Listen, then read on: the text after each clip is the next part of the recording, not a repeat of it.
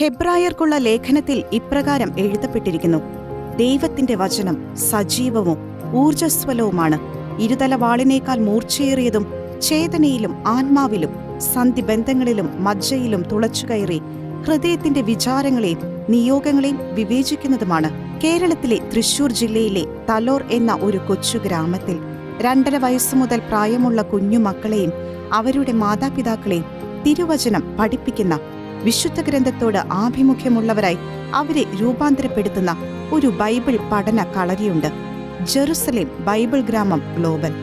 Jerusalem ധ്യാനകേന്ദ്രത്തോട് ചേർന്ന് പ്രവർത്തിക്കുന്ന Jerusalem Bible ഗ്രാമത്തിന് തിരശ്ശീല ഉയർന്നത് 2000 ആണ്ട് ജൂലൈ മാസം 17-ാം തീയതിയാണ്.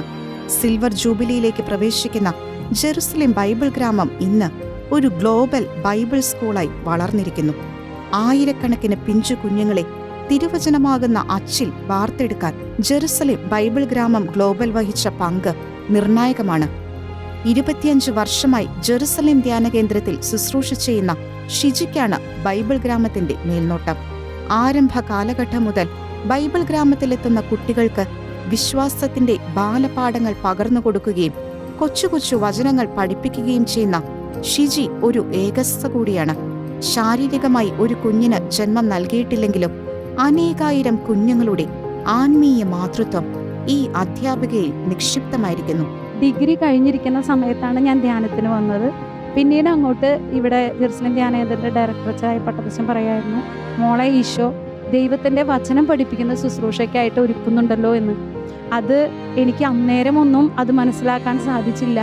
പിന്നെ ദൈവത്തിന്റെ ആത്മാവ് അങ്ങോട്ട് ഒരു വ്യക്തിയിൽ പ്രവേശിച്ചു കഴിഞ്ഞാൽ ദൈവത്തിന് വേണ്ടി ജീവിക്കുക എന്ന ദാഹം അതിയായി തീർന്നു.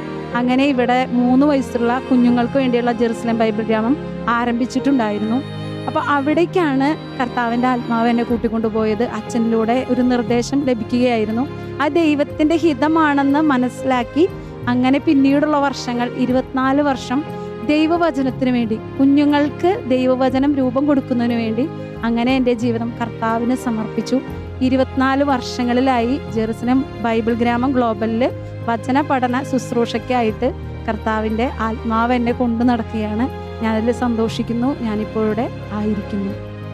നിക്സന്റെയും ടെസ്സിയുടെയും മകനായ ജോൺ, ആൻഡോയുടെയും റോസ്മിന്റെയും മകളായ എൽദ, സീമോന്റെയും വിറ്റിയുടെയും മകൻ സാമുവൽ, ജോഷിയുടെയും ഷൈനിയുടെയും മകളായ ജൂലിയ എന്നീ കുഞ്ഞുമക്കൾ 2024-2025 അധ്യയന വർഷത്തിൽ ജെറുസലേം ബൈബിൾ ഗ്രാമം ഗ്ലോബലിലെ വചന പഠന പരിശീലനവും സ്വഭാവ രൂപീകരണവും കഴിഞ്ഞ് ഇനി അടുത്ത ചുവടുവെപ്പുകൾക്കായി കാത്തിരിക്കുകയാണ്. പരീക്ഷകൾ കഴിഞ്ഞ് അവധിക്കാലത്തിന്റെ ആവേശത്തിലേക്ക് കാലെടുത്തു വെക്കും മുൻപ് പഠിച്ച വചനങ്ങളും കേട്ട അറിവുകളും ഓർത്തെടുക്കാൻ അവർ ആവേശത്തോടെ ഞങ്ങൾക്കൊപ്പം ചേർന്നു. പരിശുദ്ധ ബൈബിളിലെ ഗ്രന്ഥങ്ങളുടെ പേരുകൾ മുതൽ 60 തിരുവചനങ്ങൾ വരെ ബൈബിൾ ഗ്രാമത്തിൽ നിന്നും പഠിച്ചിറങ്ങിയ ഈ കുഞ്ഞുങ്ങൾ ഹൃദ്യസ്ഥമാക്കിയിട്ടുണ്ട്.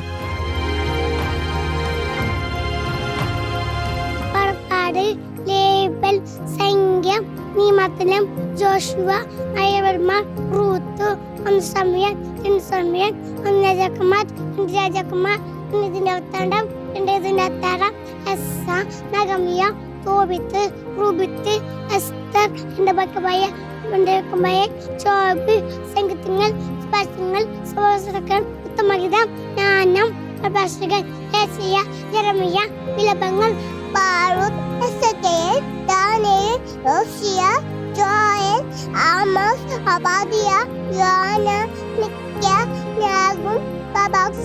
Matayo makaduga na patito na mundo yedu. Kaya fayta Filipi koloto. Anataga Timoteo Tipatito Filama Bayako Unavato Navate Munya Julas Vilabada. ഓരോ കുഞ്ഞുങ്ങളെയും അവരുടെ കുടുംബങ്ങളെയും അടുത്ത് പരിചയപ്പെട്ടപ്പോഴാണ് അവർക്ക് പറയാനുള്ള അത്ഭുത സാക്ഷ്യങ്ങളുടെ കഥകൾ ഞങ്ങൾ അറിഞ്ഞത്. ദൈവം പ്രത്യേകമായി പരിപാലിച്ച് വഴി നടത്തിയതിൻ്റെയും അമർത്തിക്കുലുക്കി നിറച്ചളന്ന് അനുഗ്രഹിച്ചതിൻ്റെയും വലിയ നൊമ്പരങ്ങളുടെ മുറിവുകളിൽ ഏറ്റവും ആർദ്രതയോടെ മുറിവ് വെച്ചുണക്കിയതിൻ്റെയും കണ്ണു നനയ്ക്കുന്ന സാക്ഷ്യങ്ങൾ. ഓട്ടോ ഡ്രൈവറായ നിക്സന്റെയും വീട്ടമ്മയായ ടെസ്സിയുടെയും 7 മക്കളിൽ 6ാമനായ ജോണാണ് 2025 ബൈബിൾ ഗ്രാമത്തിൽ നിന്നും പഠിച്ചിറങ്ങിയത്. ബൈബിൾ ഗ്രാമത്തിലെത്തുന്ന നവമാതാപിതാക്കൾക്ക് നിക്സന്റെയും ടെസ്സിയുടെയും കുടുംബം തന്നെ ഒരു അത്ഭുതമാണ്. ഞങ്ങൾ ഡെയിലി കുർബാനയ്ക്ക് പോണ കുടുംബമാണ്. ഈ 7 മക്കളെയും കൊണ്ട് എല്ലാ ദിവസവും ഒരു പനിയായാലും ഇപ്പോൾ കാലൊടിഞ്ഞാലും ഞങ്ങൾ കൊണ്ടുപോകും. അപ്പോൾ ഞങ്ങൾ ജെറുസലേമിൽ വെള്ളിയാഴ്ചകൾ വരാറുണ്ട്. അപ്പോൾ ഇവിടുത്തെ ശുശ്രൂഷകർ പറഞ്ഞിട്ടാണ് ഈ വചന കൂടാരം അറിഞ്ഞത്. എനിക്ക് തോന്നുന്നു 3ാമത്തെ കുഞ്ഞ് മേരി തൊട്ട് എല്ലാ കുഞ്ഞുങ്ങളും ബൈബിൾ ഗ്രാമം പഠിച്ചിട്ടുണ്ട്, അവിടെ ജോയിൻ ചെയ്തിട്ടുണ്ട്, വചനം പഠിച്ചിട്ടുണ്ട്. അതിൻ്റെ ഒരു വ്യത്യാസം സാധാരണ ഒരു കുട്ടികളിൽ നിന്ന് നമ്മുടെ മക്കൾ ബൈബിൾ വചനം പഠിച്ച് വളരുമ്പോൾ ഉള്ളൊരു വ്യത്യാസം ചേച്ചി ശ്രദ്ധിച്ചിട്ടുണ്ട്? വ്യത്യാസം എന്ന് പറഞ്ഞു കഴിഞ്ഞാൽ ഇവർ എല്ലാവരും സിനിമയും കാര്യങ്ങളൊക്കെ കൊണ്ട് നടക്കുന്ന സമയത്ത് ഇവർ കൂടുതലും സിനിമ ഒന്നാമത് വീട്ടിൽ വെക്കാറില്ല. പിന്നെ ഇവർ വചനങ്ങൾ പഠിക്കുമ്പോൾ എങ്ങനെയാണെന്ന് വെച്ച് കഴിഞ്ഞാൽ മറ്റു കുട്ടികളുടെ പോലെ അല്ല ഇവർ പ്രാർത്ഥിക്കാൻ അവരിങ്ങനെ ഇരുന്ന് പ്രാർത്ഥിക്കുന്ന ഒരു സ്വഭാവമില്ല. പക്ഷെ അവർക്കറിയാം അവരുടെ എന്താവശ്യത്തിലും, ഇപ്പം ഞങ്ങൾ 7 മക്കളായ കാരണം കൊണ്ട് അവർക്കറിയാം അവരുടെ എന്താവശ്യമാണെങ്കിലും അവരുടെ ഈ അപ്പൻ, ഞങ്ങൾ പറയാം ഇങ്ങനെ, ഇത് വളർത്തപ്പനാണ്, ശരിക്കുള്ള അപ്പച്ചൻ ദൈവമാണ്. അപ്പം അപ്പനോട് ചോദിച്ചാൽ നിങ്ങളുടെ കാര്യങ്ങൾ സാധിക്കുന്നു പറഞ്ഞു കൊടുത്തിട്ടാണ് കുഞ്ഞിതിലെ വളർത്തുന്നത്. പിന്നെ അതിന് ഒന്ന് വേരൂന്നാൻ വേണ്ടിയിട്ടാണ് ഞങ്ങൾ പിന്നെ ബൈബിൾ ഗ്രാമം ഞങ്ങൾ ഒരുപാട് സഹായിച്ചിട്ടുണ്ട്. തന്റെ നാവിലും ഹൃദയത്തിലും നിക്ഷേപിക്കപ്പെട്ട വചനങ്ങൾ അനുദിന ജീവിതത്തിൽ കുഞ്ഞു ജോൺ പറയുന്നത് കേട്ട് നിക്സൺ പോലും ആശ്ചര്യപ്പെട്ടിട്ടുണ്ട്. ഏറെ ആനന്ദത്തോടെ ആ കഥകൾ ഓർത്തെടുക്കുമ്പോൾ അടുത്തിരിക്കുന്ന ടെസ്സിയുടെ മുഖത്ത് വിടരുന്ന പുഞ്ചിരിയിൽ ഉണ്ട് ആ അമ്മയുടെ അഭിമാനവും കൃതജ്ഞതയും. മൂത്തവൻ +2 വിദ്യാർത്ഥിയാണ്. അപ്പോൾ അവൻ്റെ സ്കൂളിൽ നിന്ന് ടൂർ പോകണ്ടായിരുന്നു. അപ്പോൾ അവൻ ഞാൻ എന്നോട് പൈസ ചോദിച്ചു. അന്ന് 3000 രൂപയാണ് എഴുതിയത്. അപ്പോൾ ഞാൻ പറഞ്ഞു എൻ്റെ ഇല്ല എന്ന് പറഞ്ഞു. അപ്പോൾ നമ്മൾ ജോൺ ഓടി വന്ന് പറഞ്ഞു, ചോദിക്കുകയും നിങ്ങൾക്ക് ലഭിക്കും. അപ്പോൾ ഞങ്ങൾക്ക് ഭയങ്കര അപ്പം വചനം പഠിക്കാൻ ഇരിക്കില്ലായിരുന്നു. പക്ഷേ ഞങ്ങളുടെ ആവശ്യത്തിനുള്ള വചനം അവൻ്റെ വായിൽ നിന്ന് ഇതുമാതിരി വേറൊരു സംഭവം ഉണ്ടായിരുന്നു. അപ്പോൾ മുട്ട് നിങ്ങൾക്ക് തുറക്കപ്പെടും. അമ്മ ജോസഫ് ആയാലും എന്തെങ്കിലും ഇപ്പോൾ കിട്ടണമെന്നുണ്ടെങ്കിൽ ഞാൻ പറയും, ഞാൻ വളർത്തപ്പനാണ്, ഞങ്ങളുടെ സ്വന്തം അപ്പൻ ഈശോയാണ്. അപ്പോൾ ഈശോയോട് ചോദിച്ചാൽ നിങ്ങൾക്ക് എന്ത് കിട്ടും. അപ്പോൾ ഒരു ദിവസം ഞങ്ങൾ അവൻ്റെ ഒരു പുതപ്പ് മേടിച്ചു. അപ്പോൾ പുതപ്പ് മേടിച്ചപ്പോൾ അവൻ പറഞ്ഞു എനിക്ക് പുതപ്പില്ല എന്ന് പറഞ്ഞു. ജോസഫ് എൻ്റെ 5ാമത്താണ്. ഞാൻ പറഞ്ഞു അന്ന് പുത്തമ്പടി വഴിയോടെ ഞങ്ങൾ വരായിരുന്നു. അപ്പോൾ പുത്തമ്പടിയോട് പറഞ്ഞു ഈശോയോട് ചോദിച്ചാൽ ഈശോയുടെ ഇരിക്കുകയെന്ന് പറഞ്ഞു. അപ്പോൾ അവൻ ചോദിച്ചാൽ ഈശോ എനിക്ക് പുതപ്പില്ല എന്ന് പറഞ്ഞു. ഞങ്ങൾ വീട്ടിലെത്തിയൊക്കെ ഞങ്ങൾക്ക് ഒരു അച്ഛനുണ്ട്, ജോസച്ചൻ എന്ന് പറഞ്ഞു, ജോസ് അയനിക്കലച്ഛൻ. അച്ഛൻ പറഞ്ഞു എൻ്റെ അവിടേക്ക് ചെല്ലാൻ വന്നു. അച്ഛൻ MMB അവിടുത്തെ കപ്പളൻ അച്ഛനാണ്. ചെന്നപ്പോൾ അവനവിടെ പുത്തൻ പുതപ്പ്. നിക്സന്റെയും ടെസ്സിയുടെയും വലിയ കുടുംബത്തിൽ നിന്നും ഏറെ വ്യത്യസ്തമാണ് സീമോന്റെയും ബിറ്റിയുടെയും കൊച്ചു കുടുംബം. നസ്രത്തിലെ തിരുക്കുടുംബം പോലെ ഈ മാതാപിതാക്കൾക്കും ഒരു മകനാണ് ഉള്ളത്. 8 വർഷത്തെ കാത്തിരിപ്പിന് ശേഷം ജെറുസലേം ധ്യാന കേന്ദ്രത്തിന്റെ അൾത്താരയിൽ നിന്ന് അവർക്ക് ലഭിച്ച സാമുവൽ. വിവാഹം കഴിഞ്ഞ് 8 വർഷം കഴിഞ്ഞിട്ടാണ് ഇവൻ ഉണ്ടാവുന്നത്. അപ്പോൾ ഞങ്ങളിവിടെ 3ാമത്തെ ആഴ്ച കുഞ്ഞുങ്ങളില്ലാത്ത ദമ്പതികൾക്ക് വേണ്ടിയിട്ട് ഒരു ശുശ്രൂഷയുണ്ട്.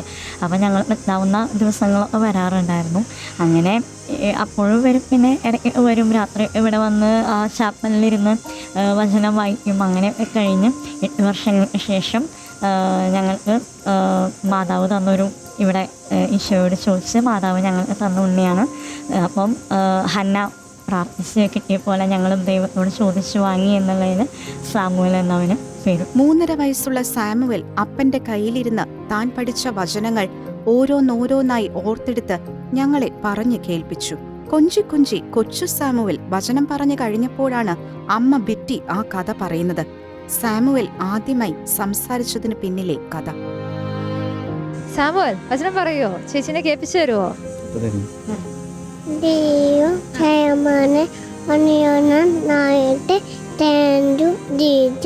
അതാണ് കൊച്ചിന് ഏറ്റവും ഇഷ്ടമുള്ള വചനം.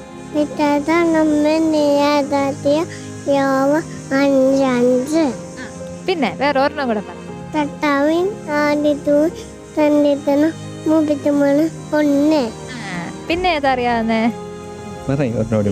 നീട്ടിനെ കയ്യം ചാടിമാണ് മട്ടായി 19 വീട്ടാളെ.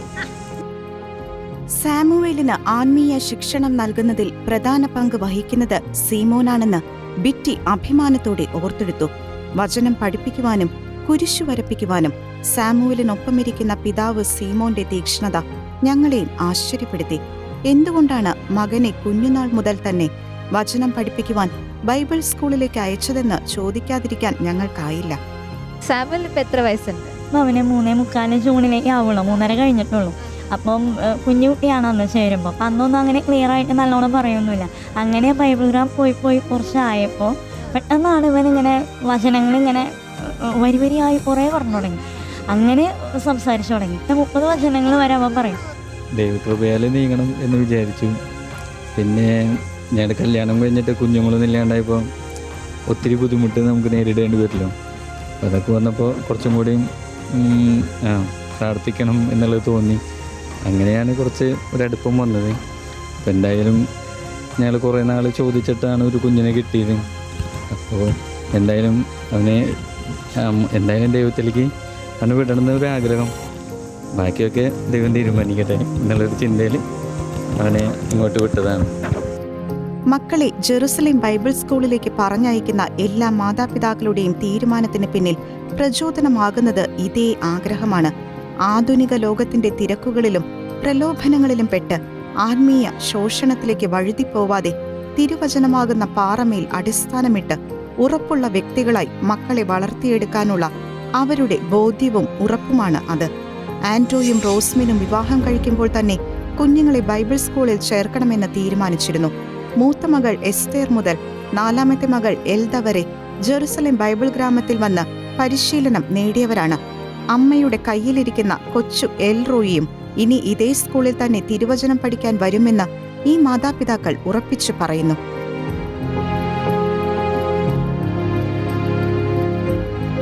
ഇപ്പോൾ എൽദയാണ് ഇപ്പോൾ പഠിച്ചിറങ്ങിയത്. എൽദ മാത്രമേ പഠിച്ചിട്ടുള്ളൂ?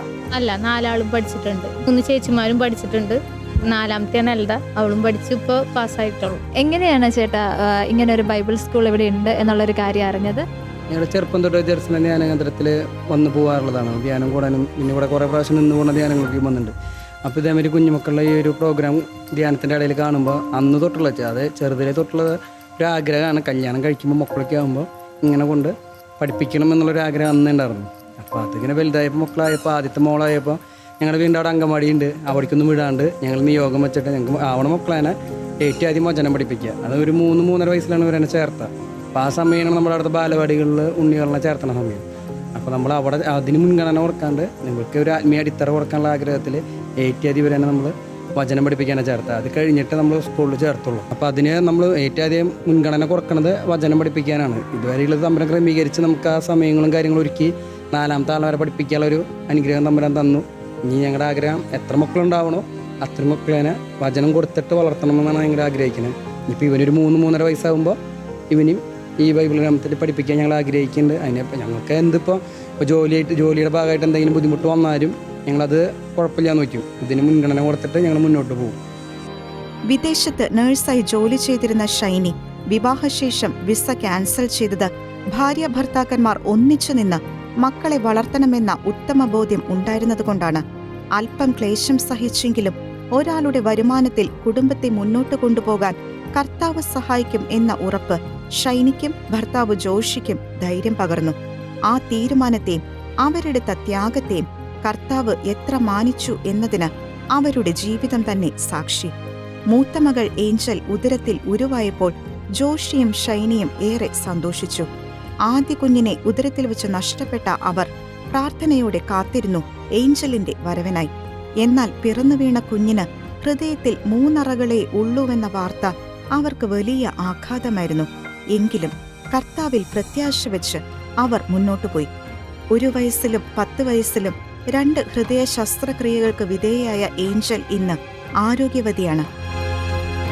ഈ പരീക്ഷകൾക്കിടയിലും ജോഷിയും ഷൈനിയും ഏറെ ത്യാഗം സഹിച്ചു. തങ്ങൾക്ക് ദൈവം നൽകിയ 5 മക്കളെയും ബൈബിൾ സ്കൂളിൽ ചേർത്ത് പഠിപ്പിച്ചു. ഇവരുടെ സാന്നിധ്യം തന്നെ നമുക്കൊരു അഭിഷേകമാണ്. കുടുംബത്തിലായാലും സന്തോഷവും സമാധാനവും തുള്ളിച്ചാടലും അതൊക്കെ ഒരു വലിയൊരു അനുഭവമാണ്. ഇവിടെ വന്ന് ഞങ്ങൾ എല്ലാ പ്രാർത്ഥനയ്ക്കും ഞങ്ങൾ പ്രാർത്ഥിക്കും, എല്ലാ ശുശ്രൂഷയിലും പങ്കെടുക്കും. അച്ഛൻ്റെ പ്രയർ കിട്ടും. പിന്നെ ഓരോ അച്ഛനും എല്ലാ ദിവസവും മാതാവിൻ്റെ അടുത്ത് നിന്നിട്ട് ഇവർ പ്ലസ് ചെയ്ത് അച്ഛനെ പഠിക്കാനായിട്ടാണ് പോവുക. അങ്ങനെ സ്ഥിരമായിട്ടൊരു അഭിഷേക കൃപ ഇവരിലൂടെ ഒഴുകുന്നുണ്ടായിരുന്നു.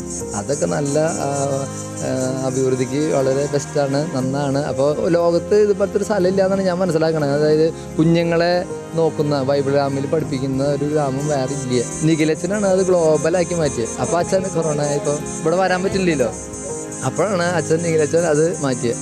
അതുപോലെ സിജോ അച്ഛനും ജോ അച്ഛൻ, കാനാട്ടച്ഛൻ എല്ലാവരും സപ്പോർട്ട് ചെയ്ത് ഇവരെ എല്ലാവരും ഒരാൾ അല്ലെങ്കിൽ ഒരാളുണ്ട്. ഈ പ്രാവശ്യത്തെ തോമസ് കുട്ടി അച്ഛനാണ്. അച്ഛനാണെങ്കിൽ പട്ടം കിട്ടിയിട്ടുള്ളത്. പക്ഷേ നല്ല സിൻസിയറാണ്, ആത്മാർത്ഥതയുണ്ട്. ഇവരുടെ കാര്യത്തിൽ മാത്രം ഇടപെട്ട് ഇവർക്ക് വേണ്ടി ദിവസം പ്രാർത്ഥിച്ച് ദൈവ സ്വഭാവത്തിൽ വളർന്നില്ലേ, അങ്ങനെ നല്ല ഇതിൽ വളർന്ന് വന്ന് എല്ലാ ദിവസവും ഞങ്ങൾ 5 മണിക്ക് എനിക്ക് ഇന്ന് കുർബാനയ്ക്ക് പോലെ ആളെനിച്ചു അത്രയ്ക്ക് അച്ഛനൊക്കെ ഇവിടെ 3 മണിക്ക് എത്തിയിരുന്ന് പ്രാർത്ഥിക്കും ഞങ്ങൾക്കൊക്കെ വേണ്ടിയിട്ട്. അതിൻ്റെ ഫലം ഞങ്ങൾക്ക് എല്ലാ ഭാഗങ്ങളും കിട്ടുന്നുണ്ട്. ഞങ്ങൾ വീട് പണി കഴിഞ്ഞുകൊണ്ടിരിക്കുന്നു. അപ്പോൾ അതൊക്കെ വലിയൊരു ഭൗതികമായ ഇതാണ്. പക്ഷേ വചനത്തിലെ അധിഷ്ഠിതമായ ജീവിതമാണ് ഞങ്ങൾ നയിക്കുന്നത്. വായിക്കാനോ എഴുതാനോ ഇതുവരെ പഠിച്ചിട്ടില്ലാത്ത, പലപ്പോഴും സംസാരിക്കാൻ പോലും തുടങ്ങിയിട്ടില്ലാത്ത പിഞ്ചു കുഞ്ഞുങ്ങളാണ് ജെറുസലേം ബൈബിൾ ഗ്രാമത്തിൽ എത്തുന്നത്. അവരുടെ പരിശീലനത്തിൽ അധ്യാപകരെന്ന പോലെ മാതാപിതാക്കൾക്കും വലിയ ഉത്തരവാദിത്തമുണ്ട്. വളരെ ചിട്ടയോടെ ഇവിടെ നൽകുന്ന പരിശീലനത്തെപ്പറ്റി അധ്യാപികയായ ഷിജി ഞങ്ങളോട് സംസാരിച്ചു. നമ്മുടെ കുഞ്ഞുങ്ങൾ വളർന്നു വരുമ്പോൾ അവർക്ക് എന്തെങ്കിലും വചനം പഠിച്ചതിൻ്റെ ഒരു മോഡല് അമ്മയപ്പനും കാണിച്ചു കൊടുക്കണമെന്ന് ആഗ്രഹിക്കുന്നുണ്ടെങ്കിൽ ഈ കുഞ്ഞിനു വേണ്ടി 1 വർഷം മാതാപിതാക്കൾ ഈ ധ്യാന കേന്ദ്രത്തിൽ വരികയും ഇവിടെയുള്ള പ്രാർത്ഥനാ ശുശ്രൂഷകളിൽ പങ്കെടുക്കുകയും ഇവിടെയുള്ള കാര്യങ്ങളോട് സഹകരിക്കുകയും ചെയ്യുന്നു. ഇതൊക്കെ കുഞ്ഞുങ്ങൾക്ക് മനസ്സിലാക്കണമെങ്കിൽ അവർക്ക് 3 വയസ്സേ ഉള്ളൂ. അപ്പോൾ വളർന്നു വലുതായി കഴിയുമ്പോൾ അമ്മയും അപ്പനും ചേർന്ന് രാത്രികളിൽ ജോലി കഴിഞ്ഞു വന്നുകൊണ്ട് അവർക്ക് വേണ്ടി തയ്യാറാക്കിയ റെക്കോർഡ് ബുക്ക് ഉണ്ട്. 60 വചനങ്ങൾക്കനുസരിച്ച് പടങ്ങൾ ഒട്ടിച്ച് അതിൻ്റെ വചനങ്ങളെക്കുറിച്ച് വ്യാഖ്യാനം എഴുതി അവരുടെ കുടുംബത്തിൻ്റെ പടമൊട്ടിച്ച് അവർക്ക് വേണ്ടി മാതാപിതാക്കൾ ചെയ്തിരിക്കുന്ന റെക്കോർഡ് ബുക്ക് അവസാനമായിട്ട് നമ്മൾ തയ്യാറാക്കുന്നുണ്ട്. ഒരു കോളേജിൽ പഠിക്കുമ്പോൾ കുഞ്ഞുങ്ങൾ ഉണ്ടാക്കുന്ന പ്രൊജക്റ്റ് ബുക്ക് പോലെ തന്നെ ഞങ്ങളും കുഞ്ഞുങ്ങൾക്ക് വേണ്ടി മാതാപിതാക്കൾ ഒരുക്കിയ ഒരു വചന പഠന പ്രൊജക്റ്റ് ബുക്കുണ്ട്. അത് ഒരു തെളിവാണ്. മാതാപിതാക്കൾ കുഞ്ഞുനാളിൽ ഞങ്ങളെ ജെറുസലേം ബൈബിൾ ഗ്രാമത്തിൽ കൊണ്ടുപോയിരുന്നു. ഞങ്ങൾക്ക് വേണ്ടി മാതാപിതാക്കളും വചനം പഠിച്ചിരുന്നു, ഞങ്ങളെയും പഠിപ്പിച്ചിരുന്നു. അതിൻ്റെ ഒരു മോഡലാണ് ഇപ്പോൾ എൻ്റെ കയ്യിലിരിക്കുന്ന ഈ റെക്കോർഡ് ബുക്ക്. വളരെ ചിട്ടയായും ക്രമമായും ജെറുസലേം ബൈബിൾ ഗ്രാമം ഗ്ലോബൽ മുന്നോട്ടു പോകുന്നതിൽ സുപ്രധാന പങ്ക് വഹിക്കുന്നത് ഇതിന്റെ കോർഡിനേറ്റർ ഫാദർ തോമസ് ഞൊണ്ടിക്കലാണ്. തിരുപ്പട്ട സ്വീകരണ ശേഷം തോമസ് അച്ഛനിൽ ആദ്യമായി ഭരമേൽപ്പിക്കപ്പെട്ട ഉത്തരവാദിത്വം തികഞ്ഞ ആത്മാർത്ഥതയോടെ അദ്ദേഹം നിർവഹിച്ചു എന്നതിന് ഈ മാതാപിതാക്കൾ സാക്ഷി.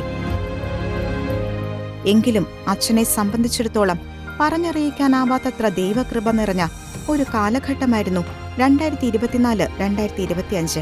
അച്ഛന്റെ സ്വന്തം വാക്കുകളിൽ ആ അനുഭവത്തെപ്പറ്റി കേൾക്കാം. അച്ഛനാണല്ലോ കോർഡിനേറ്റർ. ഞാൻ മനസ്സിലാക്കുന്ന അനുസരിച്ച് അച്ഛൻ്റെ ഫസ്റ്റ് പോസ്റ്റിംഗ് ആണ് ധ്യാന കേന്ദ്രത്തിൽ. പിന്നെ മാതാപിതാക്കളോട് സംസാരിച്ചപ്പോഴൊക്കെ അവർ പറയുകയുണ്ട് അച്ഛനാണെങ്കിൽ ഈ കുട്ടികളുടെ കാര്യത്തിന് വേണ്ടി മാത്രമായി നിൽക്കുകയാണെന്ന്. എങ്ങനെയാണ് അച്ഛാ ഈ ഒരു ബൈബിൾ സ്കൂൾ, അതും വളരെ ചെറിയ കുട്ടികൾക്ക് വേണ്ടിയിട്ടുള്ള ഒരു ബൈബിൾ സ്കൂൾ നമ്മൾ എങ്ങനെ മുന്നോട്ട് കൊണ്ടുപോകുന്നു? ശരിക്കും ഒരു അത്ഭുതമാണ് ഞാൻ ഈ 1 വർഷം കണ്ടത് എൻ്റെ കൺമുൻപിൽ.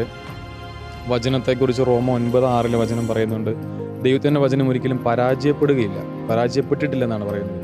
അപ്പോൾ ഞാൻ ഈ ബൈബിൾ ഗ്രാം ശുശ്രൂഷ എന്നെ ഏൽപ്പിച്ചത് മുതൽ ഈ കുഞ്ഞുങ്ങളിൽ വരുന്ന മാറ്റങ്ങൾ എന്നെ ഒത്തിരിയധികം എന്നെ എന്താ പറയുക ഉയർത്തി ചിന്തിപ്പിച്ച ഒരു കാര്യമാണ്. കുഞ്ഞുങ്ങളിവിടെ വരുന്ന സമയത്താണെങ്കിലും ചെറിയ കുഞ്ഞുങ്ങൾ, അവർക്ക് എഴുതാനും വായിക്കാനും ഒന്നും അറിയത്തില്ല. അപ്പോൾ നമ്മൾ അവരുടെ ആ ഫ്രഷ് ബ്രെയിനിലേക്ക് നമ്മൾ ഈ വചനങ്ങളാണ് കൊടുക്കുന്നത്. നമുക്ക് ടീച്ചേഴ്സ് ഉണ്ട്. എന്നെ സംബന്ധിച്ചിടത്തോളം ഞാൻ ഇതിൻ്റെ ഒരു കോർഡിനേറ്റർ എന്ന നിലയിലാണ് ഞാൻ ശുശ്രൂഷ ചെയ്തത്. നമ്മുടെ ജെറുസലേം വചന കൂടാരത്തിലെ ചിൽഡ്രൻസ് ഫാമിലി മിനിസ്ട്രിയുടെ ഭാഗമാണ് ഈ ശുശ്രൂഷ. അപ്പം നമുക്ക് ഈ കുഞ്ഞുങ്ങളുടെ പേരൻസും നമ്മുടെ കൂടെ ഉണ്ട്. അപ്പോൾ നമ്മൾ പേരൻസിനെ ടേക്ക് കെയർ ചെയ്യുന്നു. അവർക്ക് നമ്മൾ തുടക്കത്തിൽ ധ്യാനം ഉണ്ടായിരുന്നു. അതിനുശേഷം ഞാൻ അവരെ കേൾക്കും, അവരുടെ പ്രശ്നങ്ങൾ കേൾക്കുകയും കൗൺസിലിംഗ് ശുശ്രൂഷകൾ അത് കോർഡിനേറ്റ് ചെയ്യുന്നു. അതുപോലെ അവർക്ക് അതിനുള്ള അവസരങ്ങൾ ഒരുക്കി കൊടുക്കുന്നു. പിന്നെ ഈ ഫാമിലിയുടെ കൂടെ അവരിവിടെ തന്നെയാണ്, ജെറുസലേമിൽ തന്നെയാണ് മധ്യസ്ഥ പ്രാർത്ഥനയായിട്ട്. ദിവസത്തിൽ നമുക്ക് തിങ്കൾ ചൊവ്വ ബുധൻ 3 ദിവസം നമുക്ക് ക്ലാസ് ഉള്ളത്. അപ്പോൾ അവരിവിടെ വരുന്നു, മധ്യസ്ഥ പ്രാർത്ഥനയിൽ പങ്കെടുക്കുന്നു. അപ്പോൾ അവരുടെ ആത്മീയ ഉണർവിന് ഒത്തിരി മാറ്റത്തിന് അത് കാരണമാകുന്നുണ്ട്. ഈ 1 വർഷക്കാലം ഈ പേരൻസിനും കുഞ്ഞുങ്ങൾക്കും ഈ വചനത്തോടൊപ്പമുള്ള ജീവിതം അല്ലെങ്കിൽ ദൈവ സാന്നിധ്യത്തോടടുത്തുള്ളൊരു ജീവിതം വലിയ മാറ്റമാണ് കൊണ്ടുവരുന്നത്. അപ്പം ദൈവവചനം നമുക്കറിയാം ദൈവ സാന്നിധ്യം തന്നെയാണ്.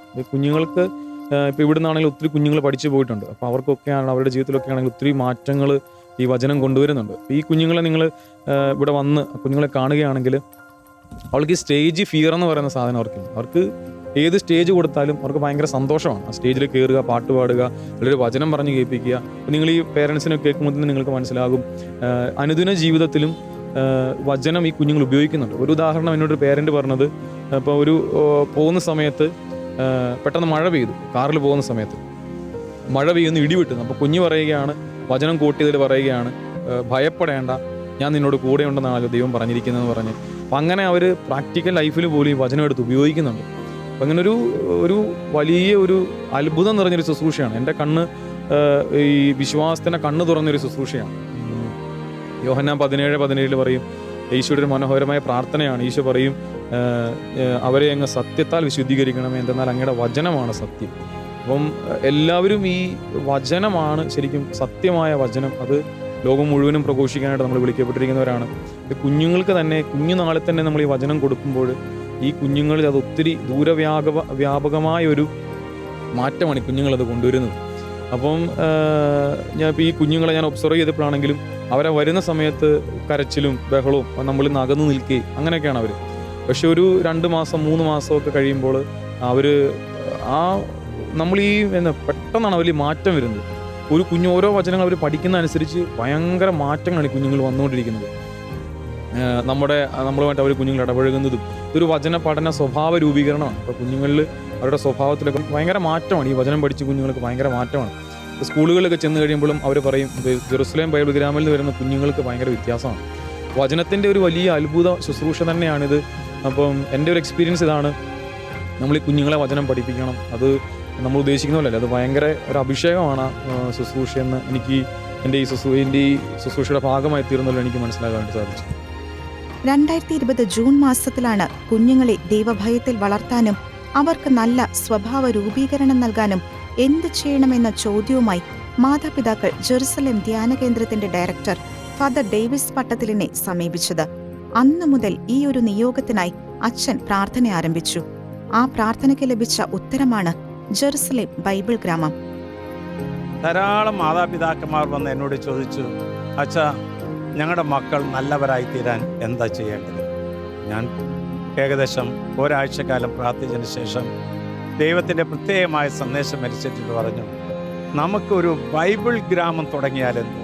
അവരെല്ലാവരും കൈയടിച്ച് പാസ്സാക്കി. അത് നല്ല കാര്യമാണ്. ആദ്യത്തെ ബാച്ചിനകത്ത് 17 പേരാണ് ഉണ്ടായത്. വചന പഠന പരിശീലനവും സ്വഭാവ രൂപീകരണവും ഞങ്ങൾ പേര്. എവിടെ ആര് വചനം പഠിക്കുന്നുണ്ടോ അവൻ്റെ ജീവിതത്തിൽ മാറ്റം സംഭവിക്കും.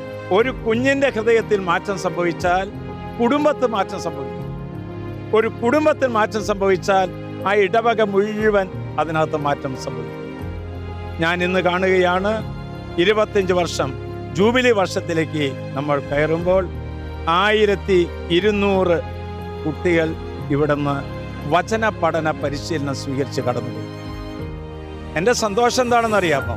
വചനം പഠിക്കുക മാത്രമല്ല, ഈ കഴിഞ്ഞ വർഷത്തിൽ 10 പേര് വിവിധങ്ങളായ സെമിനാരികളിൽ ഇന്ന് വൈദിക പരിശീലനം നേടിക്കൊണ്ടിരിക്കുക.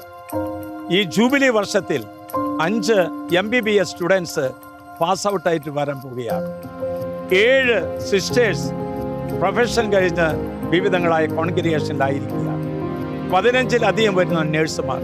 എന്ന് പറഞ്ഞാൽ സഭയ്ക്ക് ഒരു പുതിയ ഉണർവ് കൊടുക്കാൻ, ഒരു പുതിയ ചൈതന്യം കൊടുക്കാനായിട്ട് ജെറുസലം വചനക്കൂടാരം ഒത്തിരിയേറെ ശ്രമിക്കുന്നതിൽ സ്നേഹസാന്ദ്രമായ ശുശ്രൂഷയാണ് ബൈബിൾ ഗ്രാമം എന്ന് പറയുന്നത്.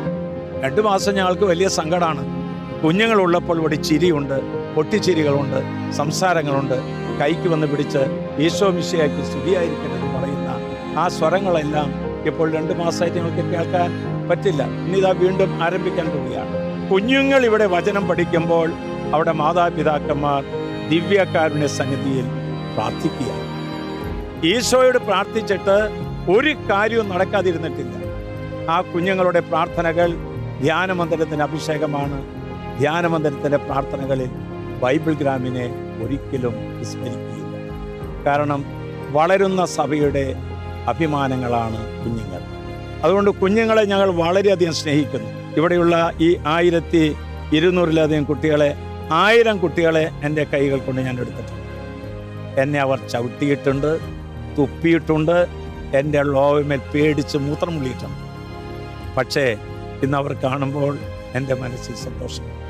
കാരണം അവരൊക്കെ വളർന്നു വലുതായി, ഓരോ ഇടവകയ്ക്കും ഓരോ കലാലയത്തിനും അഭിമാനങ്ങളായി മാറി. പോരാ, അവർ ബെസ്റ്റ് സ്റ്റുഡൻ്റായി മാറ്റാനല്ല ഞങ്ങൾ ശ്രമിക്കുന്നത്, ഒരു സെയിൻ്റാക്കി തീർക്കാൻ ഞങ്ങൾ കൊതിക്കുകയാണ്. അതിനുവേണ്ടി ഒരു സംഘമുണ്ട്, ടീച്ചേഴ്സുണ്ട്, അവരെ സഹായിക്കുന്ന ആളുകളുണ്ട്. അങ്ങനെ ഈ ധ്യാന മന്ദിരത്തിലെ സ്നേഹം നിറഞ്ഞ, അനുഗ്രഹം നിറഞ്ഞ, അഭിഷേകം നിറഞ്ഞ ശുശ്രൂഷകളിൽ ഏറ്റവും പ്രധാനപ്പെട്ടതാണ് ബൈബിൾ ഗ്രാമം. നിങ്ങൾക്ക് ആഗ്രഹം തോന്നുന്നുണ്ടോ? നിങ്ങളുടെ മക്കൾക്ക് ഓൺലൈനായിട്ട് നടക്കുന്നുണ്ട്, ഓഫ്ലൈനായിട്ടുണ്ട്. ഏതാണോ നിങ്ങൾക്ക് താല്പര്യം അതിനകത്ത് പങ്കുചേരുക. എല്ലാ വർഷവും ജൂൺ മാസത്തിലാണ് ആരംഭിക്കുന്നത്. അവരുടെ പ്രത്യേകമായിരിക്കുന്ന സമാവർത്തന ശുശ്രൂഷ കരളലിയിപ്പിക്കുന്നതാണ്. എപ്പോഴെങ്കിലും നിങ്ങൾ ഇവിടേക്ക് വരണം, നിങ്ങളുടെ കുഞ്ഞുങ്ങളെ കാണണം, അവരോട് സംസാരിക്കണം. അവരിലൂടെ ഈ ലോകത്തെ പുതുക്കി പണിയാം. വിശുദ്ധനായ 10-ാം പിയൂസിനെ ഒരു പറ്റം ആളുകൾ വന്ന് ചോദിച്ചു, യുവാക്കന്മാർ വന്ന് ചോദിച്ചു, പിതാവേ, സഭയെ പുതുക്കി പണിയാൻ ഞങ്ങൾ എന്താ ചെയ്യേണ്ടത്? അവർ വിചാരിച്ചു പള്ളി പണിയുക, ദൈവാലയങ്ങൾ പണിയുക, ധ്യാനമന്ദിരങ്ങൾ പണിയാൻ. പിതാവ് എന്താ പറഞ്ഞെന്നറിയാമോ? 10-ാം പിയൂസ് മാർപ്പാപ്പ പറഞ്ഞു, ഞാൻ വിശുദ്ധനായി തീരാം, നിങ്ങളും വിശുദ്ധരായി തീരുക. നമ്മൾ വിശുദ്ധരായി തീരുമ്പോൾ സഭ നവീകരിക്കും. ആമേൻ. ഏഷ്യ പ്രവാചകന്റെ പുസ്തകം 59-ാം അധ്യായം 21-ാം വാക്യത്തിൽ ഇപ്രകാരം എഴുതപ്പെട്ടിരിക്കുന്നു: നിന്റെ മേലുള്ള എന്റെ ആത്മാവും നിന്റെ അധരങ്ങളിൽ ഞാൻ നിക്ഷേപിച്ച വചനങ്ങളും നിന്റെയോ നിന്റെ സന്താനങ്ങളുടെയോ അവരുടെ സന്താനങ്ങളുടെയോ അധരങ്ങളിൽ നിന്ന് ഇനി ഒരിക്കലും അകന്നു പോവുകയില്ല. അക്ഷരമെഴുതി പഠിക്കും മുന്നേ വിശുദ്ധ ബൈബിൾ ഗ്രന്ഥങ്ങൾ ഹൃദ്യസ്ഥമാക്കിയ വാക്കുകൾ കൂട്ടിവെക്കും മുന്നേ വചനങ്ങൾ പറഞ്ഞു പഠിച്ച ഒരു തലമുറ ഇവിടെ രൂപീകരിക്കപ്പെടുന്നു എന്ന ചാരിതാർത്ഥ്യത്തോടെയാണ് ഞങ്ങൾ ജെറുസലേം ബൈബിൾ ഗ്രാമത്തോടും ധ്യാനകേന്ദ്രത്തോടും യാത്ര പറഞ്ഞ് ഇറങ്ങിയത്. തിരികെയുള്ള യാത്രയിൽ അത്രയും മനസ്സിൽ അവർ പറഞ്ഞു കേൾപ്പിച്ച വചനങ്ങൾ ആയിരുന്നു. ദൈവത്തിന് എല്ലാം സാധ്യമാണ്. മത്തായി 19:27. ദൈവം സ്ഥിരമാണ്. യോഹന്നാൻ 4:8. പ്രത്യാശ നമ്മെ രക്ഷാക്കുന്നില്ല. റോമ 5:5. അപ്പനോ അമ്മയോ എന്നെ ഉപയോഗിച്ചാൽ കർത്താവ് എന്നെ കഴിക്കുന്ന സന്ധിന്റെ വിത്തേടെ 10.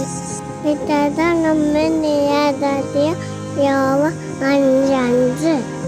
കർത്താവിൻ ആദ്യവും സന്ധിത്തനും മുഖത്തുമാണ് 1.